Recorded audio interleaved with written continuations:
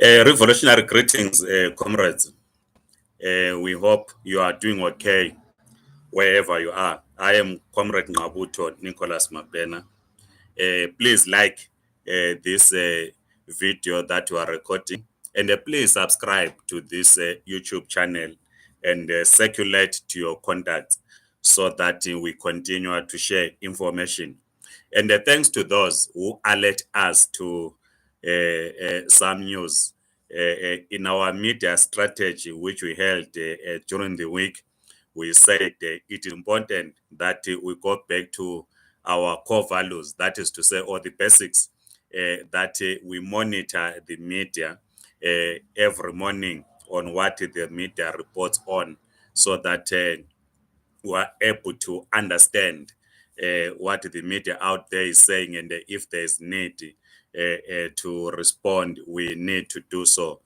So thanks to the comrades that alert us to some articles. For instance, a comrade alerted us to an article that we missed yesterday on the 9th of June 2022. It's in the Daily Maverick.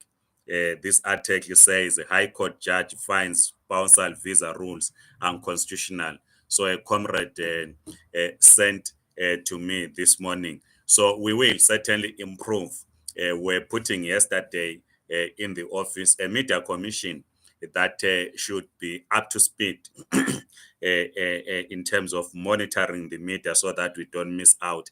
And we are happy that comrades who are journalists have agreed that they will take responsibility to monitor the media articles on what needs to be communicated out there, because not all of us read the newspapers and so forth, so we tend to miss out. But before we get to the article as written in the Daily Maverick of yesterday, so you can actually Google there's High Court judge funds spousal visa rules unconstitutional.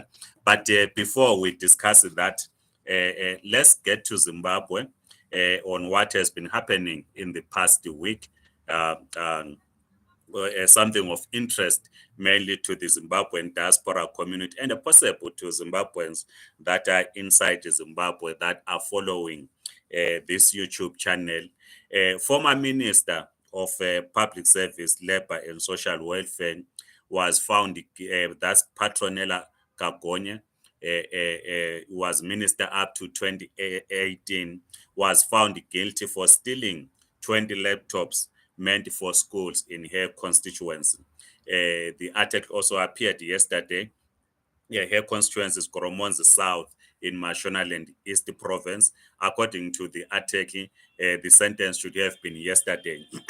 So we're following again this morning, which will update you on the sentence, or whether the sentence was delivered yesterday as it was expected. We commend the arrest of high-ranking government officials for stealing public money. We commend that, but of course, we do not support arrest of one faction over the other, to say others have a right, they can be arrested because you remember what former President Robert Mugabe said to Comrade Baskit. He said, you are in the wrong basket.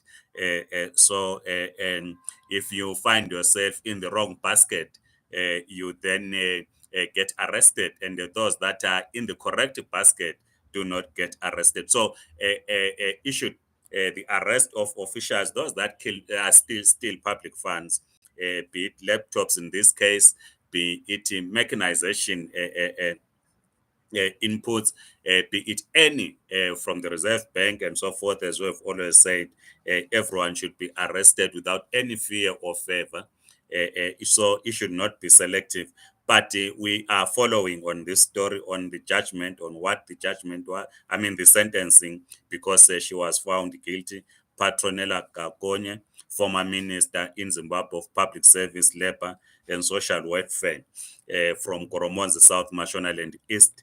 The second thing, which is of critical importance to us, is a week-long strike in Zimbabwe that has been called in by teachers unions. And there's a Federation of Zimbabwe Educators Unions, FUZE, which has called for a week-long strike from the 20th to the 24th of June. And as the communists, we support this strike, and we call on all parents, we all call on all workers to support this week-long strike as called by Federation of Zimbabwe Educators Unions. We know the demands. We once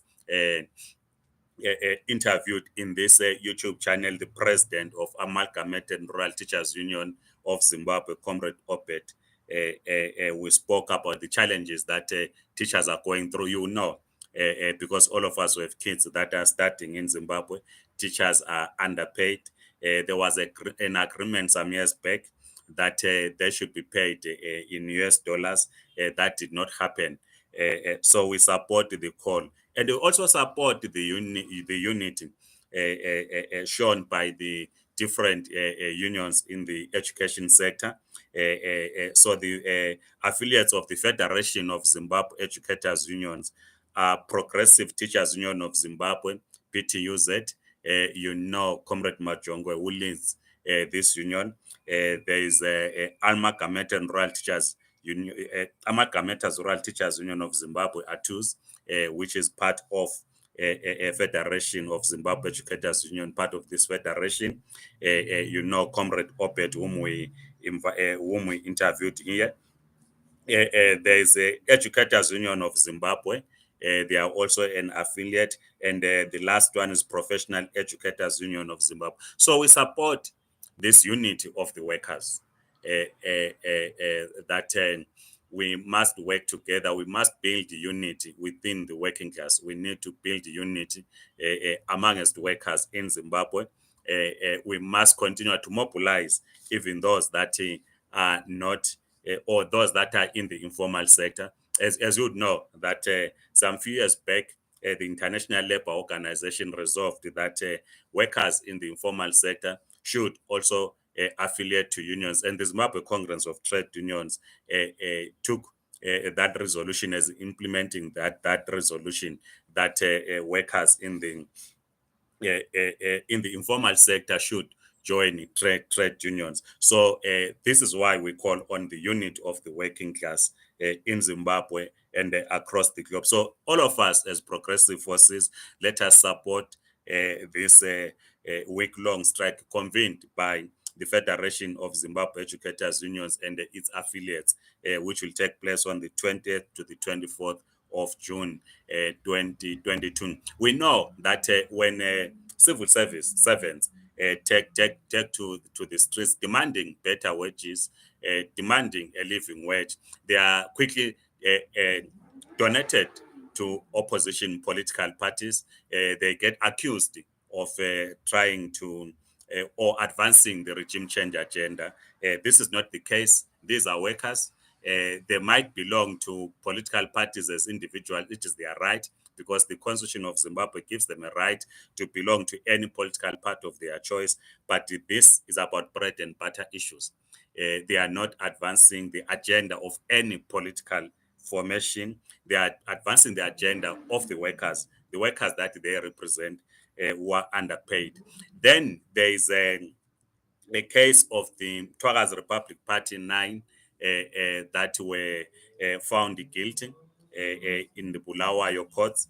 We spoke about that in TikTok, that they were sentenced to around 3 years in prison. Their lawyers are appealing the sentence to the High Court, and we said that the trial itself was political, and the judgment was political as well, and we condemn that judgment against Mtwaga's Republic Party activists, and we call on all of us to give them solidarity. We have said that we might not agree with their politics, we might not agree ideologically.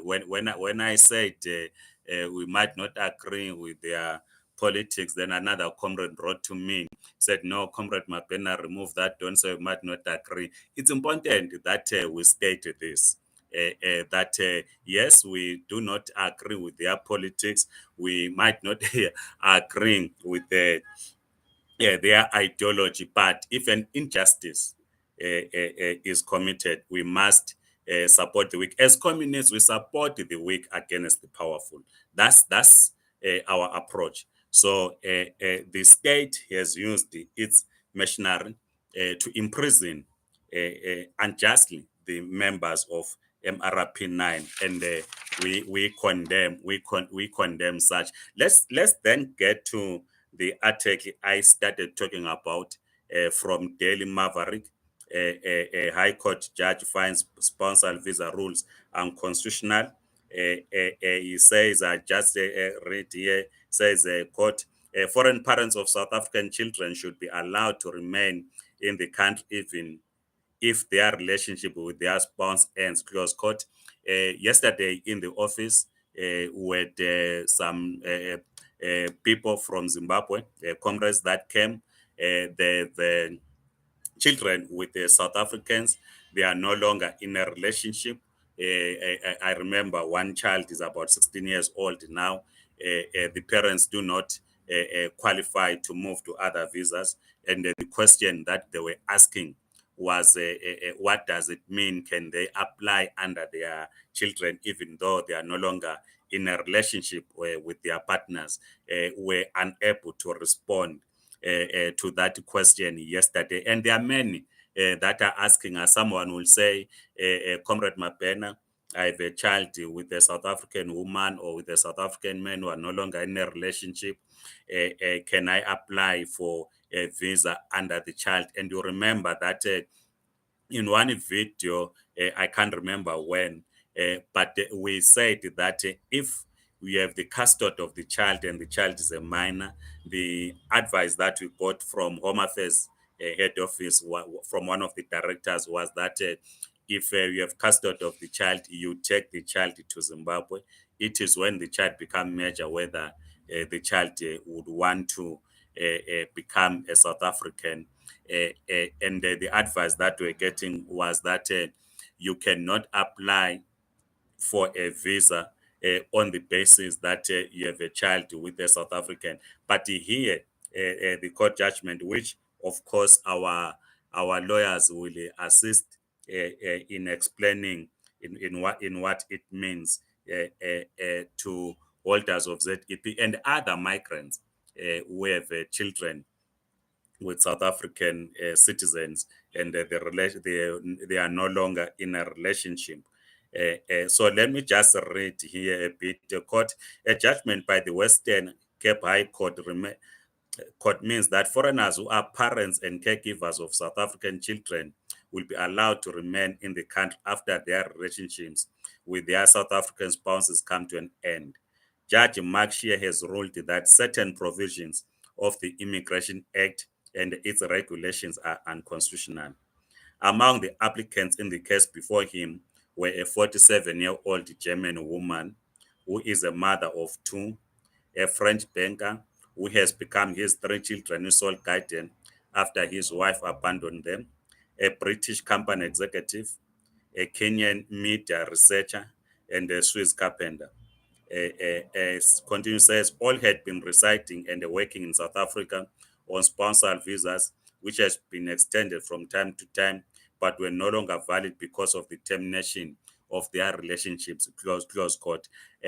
So we will continue to consult our lawyers. We know we've got the lawyers that follow this YouTube channel, so they will assist to explain in simple terms what this judgment means. I'm not a lawyer myself, so our lawyers will assist. So we do not know what this will mean to a ZEP holder who has a child with a South African, but they are no longer in a relationship. So let's continue to research on this so that those that might qualify would then apply. And you'll know that towards the end of June, we think that I saw in the website of Parliament that the Portfolio Committee on Home Affairs is going to meet to look into the proposed immigration amendments that the Department of Home Affairs is proposing. Unfortunately, at this stage, we do not have access to what the Department of Home Affairs is proposing to the Portfolio Committee in Parliament. So again, we'll keep on monitoring what happens. Remember, the minister had announced earlier that they are reviewing or amending the Immigration Act. So we don't know what the Immigration Act will be like after it has been amended. So thank you, comrades. Please subscribe to this YouTube channel. We will continue to monitor some articles or media. If you also see an interesting article that we might have missed, please do not hesitate to contact us so that we can communicate. We will, of course, not deal with articles that speak about the war in Ukraine. The owners of YouTube sent me a message and said we should not be doing what we are doing in criticizing Ukraine. So, yeah, let me not comment further on what that means, but I know that comrades would say, Comrade Mapena, don't be a coward. We should not be told by these people on what to communicate on YouTube. It is not ours. YouTube is not ours, as you would know. It is owned by Google. So they decide what should be on their platforms and what should not be on their platforms. If we don't then abide by their rules, we find ourselves kicked out, and they will not be able to communicate some of the information that the working class should be able to receive. And of course, the last story that is doing the rounds is around Kuta Mahashi. You know, Kuta Mahashi had an issue, the child. You know the story about his son, and was suspended by SuperSport United. Um, the story that has generated a lot of interest because at the center of it is the relationship, our relationship. If you're a step parent, what is your relationship with your stepchild? So that's what it speaks to. So you might be a step parent, and if you're a step parent, how do you treat your stepchild? So this is what it brings to the fore, the story about Guta Mohachi. What we not has been reported today is that his contract with SuperSport has expired, and so we don't know what that means. Remember, he was suspended, but we are not really worried about his contract with the SuperSport or the employer.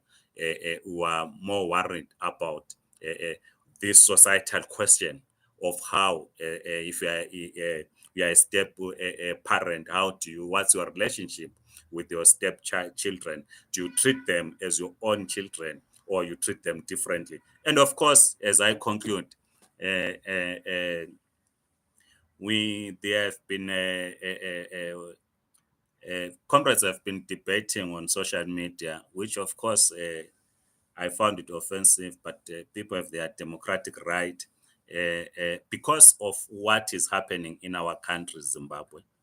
Uh, that people then begin to say Ian Douglas Smith, that racist right winger, was the best, and some think that we should actually be recolonized to go back to Rhodesia.